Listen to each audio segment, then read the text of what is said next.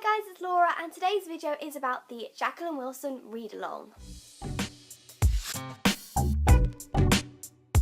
So a while back on my channel, maybe about a year ago, I said I was going to do something like challenge myself to read all Jacqueline Wilson's books or something like that. And I know some people were interested back then, however I didn't get around to doing it because uni came in and was like, hey, look at me, I need attention as usual. However, I was watching a video recently by Lisa on her channel, Lisa Readalong, and she was talking about the top 5 most owned authors or something, and one of them she picked up was Jacqueline Wilson, and I was talking to her about how I probably own a lot of Jacqueline Wilson's and that would probably end up on my most owned list. And we ended up just talking about how much we love Jacqueline Wilson books, and then we thought maybe there's a lot more of us out there and maybe we should do a read-along. So yeah, we decided we would do a read-along, and this is my invitation to you and my TBR list for the readathon.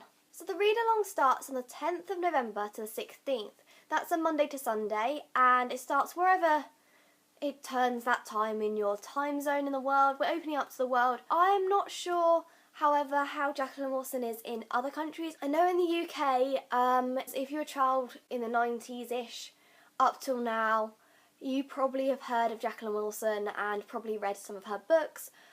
However, I have no idea what it's like in other countries. I don't know even if it's well known at all. However, in the UK, it's very, very popular, especially with the whole Tracy Beaker series, which I'm an enormous fan of and kind of in love with. But it would be really cool if we could get some people who have never read it before reading it.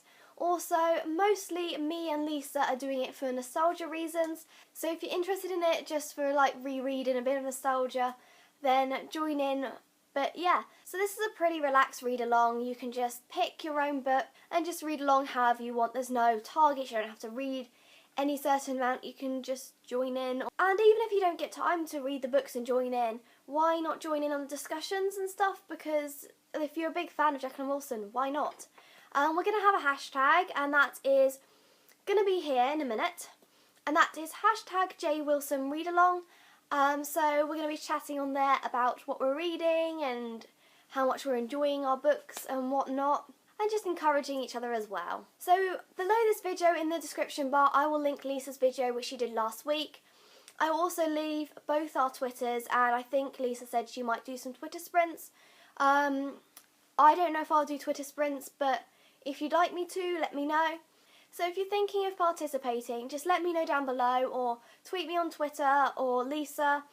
And you don't really have to do anything like making videos if you don't want to.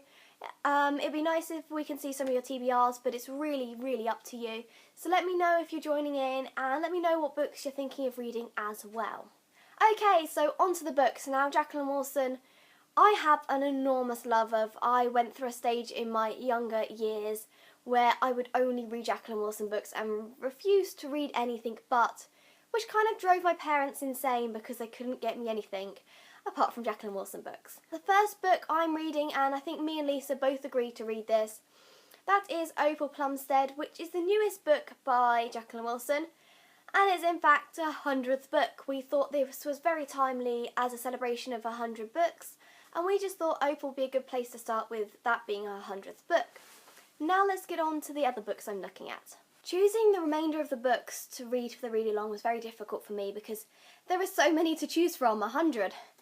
But the books I've chosen, I've decided to read some of my favourites first, and then if I get time I'm going to pick up some more books, because there is a lot of books that I haven't read or I don't remember very well and I'd like to reread them.